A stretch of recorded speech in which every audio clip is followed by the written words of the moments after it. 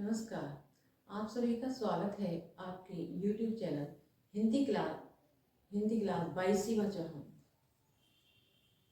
जैसा कि मैंने आपको दो बैलों की कथा पाठ की प्रश्नोत्तर आपको समझाए थे, तो चलिए आगे के प्रश्नोत्तर समझते हैं। प्रश्न 4 है आपका, प्रस्तुत कहानी में प्रेमचंद ने गधे की किन स्वभावगत विशेषताओं के आधार पर उसके प्रति रूढ़ अर्थ मूर्ख का प्रयोग न कर किस नए अर्थ की ओर संकेत किया है? तो आंसर है, गधे को उसके स्वभाव के आधार पर मूर्खता का पर्याय समझा जाता है, पर प्रेमचंद ने उसकी स्वाभाविक विशेषताओं, सरलता और सहनशीलता के आधार पर एक नए अर्थ की ओर हमारा ध्यान खींचा है।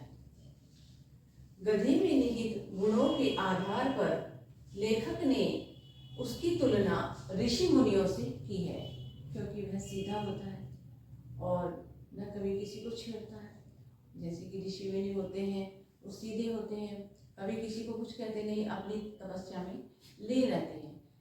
ऐसे ही गधा भी वह बिल्कुल सीधा होता है, किसी को कुछ नहीं कहता है। सुख दुख, लाभ हानि तथा विपरीत परिस्थितियों में एक जैसा बने रहने के गुण के कारण लेखक ने उसे सरल और सहनशील होने की ओर संकेत किया है।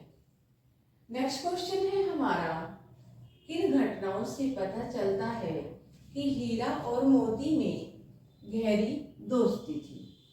तो देखिए, जो घटनाएं हैं आपको हम समझाने जा रहे हैं। दो बैलों की कथा नामक पाठ में एक नहीं अनेक घटनाएं हैं जिनसे पता चलता है कि हीरा मोती में गहरी और सच्ची मित्रता थी। जैसे हीरा और मोती एक दूसरे को चाटकर, सूंघकर एक दूसरे के प्रति अपना प्रेम व्यक्त करते थे।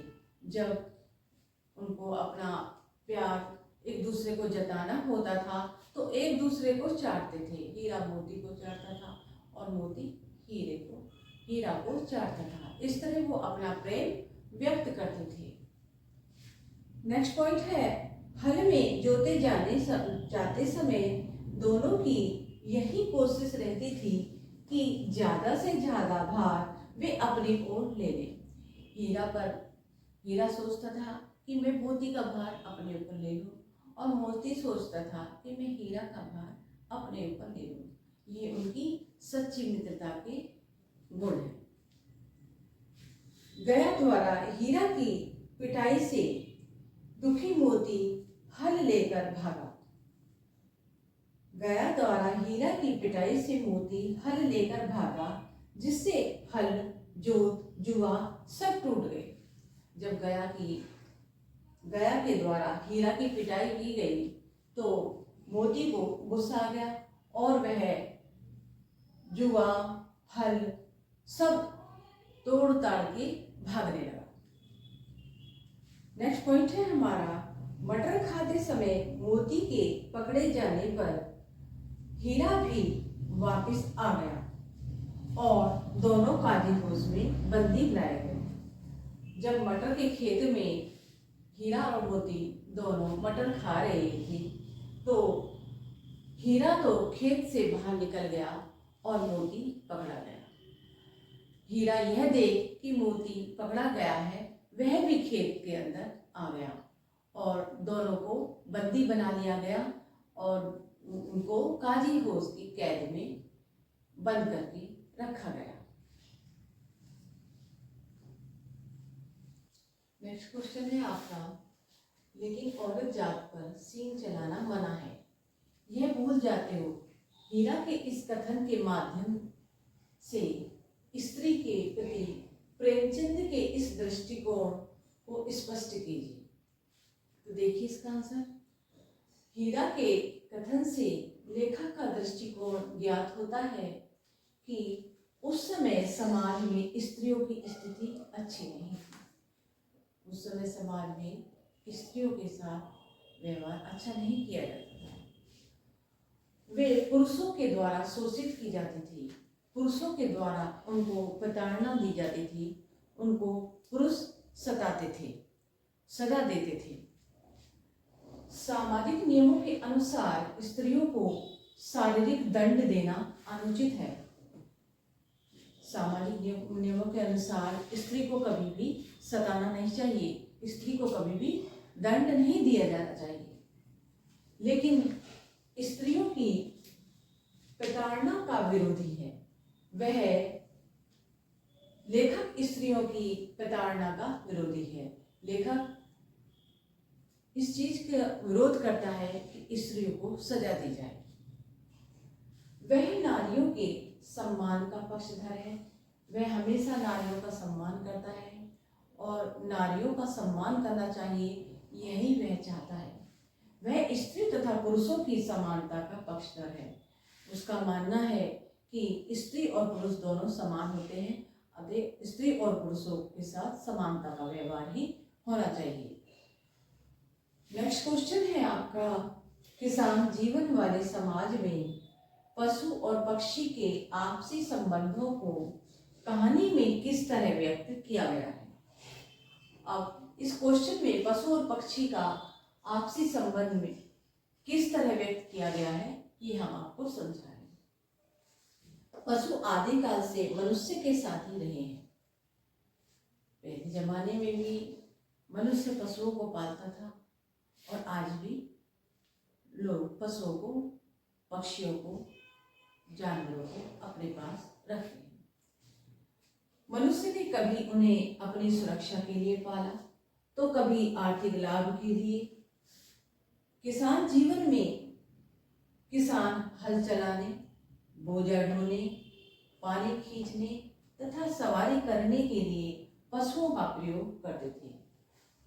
प्रत्येक मनुष्य गांव में किसान पशुओं को, बैलों को रखते थे, बैलों को से खेत जोतते थे और खेतों में सिंचाई करते थे। नदी खेतों में कुएं के द्वारा बैलों से पानी खींचा जाता था और खेतों की सिंचाई करते थे।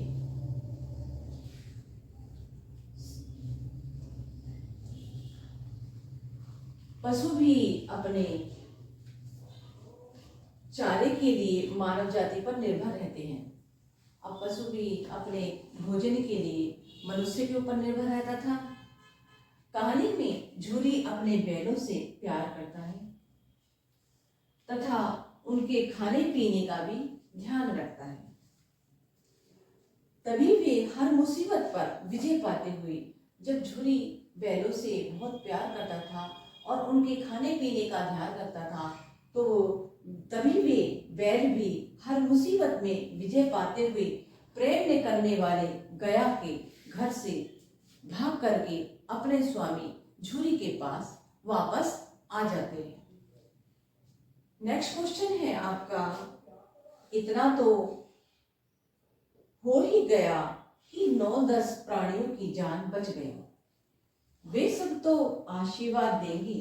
मोदी के इस कथन के आलोक में उनकी विशेषताएं बताइए। तो चलिए विशेषताएं देखते हैं। मोदी के उक्त कथन के आलोक में उनकी निम्नलिखित विशेषताएं प्रकट होती हैं। पहली विशेषता क्या है? देखिए, मोदी स्वभाव से उग्र जरूर है। बहुत जल्दी उसको गुस्सा आ जाता था। यदि नारी जाति का शोषण कोई करता था तो उसको बहुत जल्दी गुस्सा आ जाता था और इसी कारण वह भैरव की पत्नी, जो कि उस लड़की को सताती थी, वह उसको मारने के लिए तैयार हो जाता था। लेकिन हीरा उसको बचाता है। हीरा कहता है नहीं, औरत जात पर कभी भी सींग नहीं चलाना चाहिए। मोदी स्वभाव से उग्र जरूर है पर वह दयालु भी है। ऐसा नहीं कि वह उसके अंदर क्रोध ही है, वह दया भाव भी दिखाता है। वह काजी होश में बंद जानवरों की जान बचाता है। जब काली होश में कैद पशुओं को रखा जाता था, उनको खाने पीने के लिए नहीं दिया जाता था, तो मोती ने देखा कि ये जानवर जिनको खाने पीने के लिए कुछ भी नहीं दिया जा रहा है, तो हम तो वह उसी कारण उसको दीवार को तोड़ना चाहता है कि इन पशुओं को भी काली होश की कैद से बाहर निकाल दिया जाए। इसलिए वह उन्हीं जानवरों की रक्षा के लिए, उन पर दया भाव रखते हुए उनकी जान बचाने के लिए ही वह काली होश की दीवार को तोड़ना चाहता है। मोती अत्याचार का विरोधी है। वह काली होश की दीवार को तोड़कर अत्याचार का विरोध करता है और वह समझता है कि काली होश में जो ये निर्दोष पशु बांधे गए हैं वह उसको गलत लगते हैं और इसी कारण उस अत्याचार का विरोध करते हुए उस काली होश की दीवार को तोड़ता है। नेक्स्ट पॉइंट है आपका, मोती साहसी है। वह हीरा की मदद से सांड को पराजित करता है। मोती साहसी भी है। साहसी होने का एक प्रमाण यह होता है कि जब सांड हीरा और मोती दोनों पर आक्रमण करता है तो वह हीरा की सहायता करते हुए मोती सांड पर प्रहार करता है और दोनों प्रहार करने के कारण सांड को पराजित कर देते हैं। नेक्स्ट क्वेश्चन है आपका, आज से स्पष्ट कीजिए। तो देखिए, आज से समझिए, अवश्य ही उनमें कोई ऐसी गुप्त शक्ति थी जिससे जीवों में श्रेष्ठता का दावा करने वाला मनुष्य वंचित है। उत्तर देखिए, हीरा और मोती गहरे मित्र थे। वे एक दूसरे से बिना कुछ कहे एक दूसरे के मन के भावों को समझ लेते थे। जानवरों में ऐसी शक्ति होती है कि वे एक दूसरे से बिना कुछ कहे एक दूसरे के मन के भावों को समझ लेते हैं, परंतु मनुष्य स्वयं को प्राणियों में श्रेष्ठ मानता है। मनुष्य जानवरों से अपने आप को श्रेष्ठ समझता है। मनुष्य स्वयं को प्राणियों से श्रेष्ठ मानता है, पर उसके पास वह शक्ति नहीं है कि वह दूसरे के मन के भावों को समझ ले। जानवरों में तो ऐसी शक्ति होती है कि वह एक दूसरे के मन के भावों को समझ लेते हैं, परंतु मनुष्य में वो शक्ति नहीं होती जो एक दूसरे के मन के भावों को समझ ले। तो नेक्स्ट क्वेश्चन है आपका, उस एक रोटी से उनकी भूख तो क्या शांत होती, पर दोनों के हृदय को मानो भोजन मिल गया। तो चलिए आंसर समझते हैं। गया के घर हीरा मोती को काम तो बहुत करना पड़ता था, पर उन्हें खाने में सूखा भूसा ही दिया जाता था। बैलों पर यह अत्याचार देख उसी घर की एक छोटी बच्ची, जो कि भैरव की लड़की थी, उसी घर की छोटी बच्ची रात को हीरा और मोती को एक एक रोटी प्यार से खिला जाती। यद्यपि इससे उनकी भूख कम तो नहीं होती थी, फिर भी उस बच्ची का प्रेम और त्याग उनमें एक उत्साह शक्ति का संचार कर देता था। उसी से उनका पेट भर जाता था। यद्यपि उस एक रोटी से, प्यार से खिलाई गई एक एक रोटी से उनकी भूख कम नहीं होती थी, लेकिन उस प्यार से वह उस लड़की ने रोटी खिलाई है, तो उससे उनके अंदर एक शक्ति और उत्साह का संचार हो जाता था। तो ये तुम्हारा क्वेश्चन कंप्लीट हो गया। नेक्स्ट क्वेश्चन है आपका, गया ने हीरा मोती को दोनों बार सूखा भूसा खाने को दिया, क्योंकि आंसर है वह हीरा मोती के व्यवहार से बहुत दुखी हो गया था। गया उनसे काम तो लेता था, लेकिन हीरा मोती को खाने में सूखा भूसा ही देता था। यह देखकर हीरा मोती परेशान हो जाते थे। आशा करती हूँ आपको वीडियो पसंद आई होगी। आप मेरे चैनल को लाइक और सब्सक्राइब जरूर करें।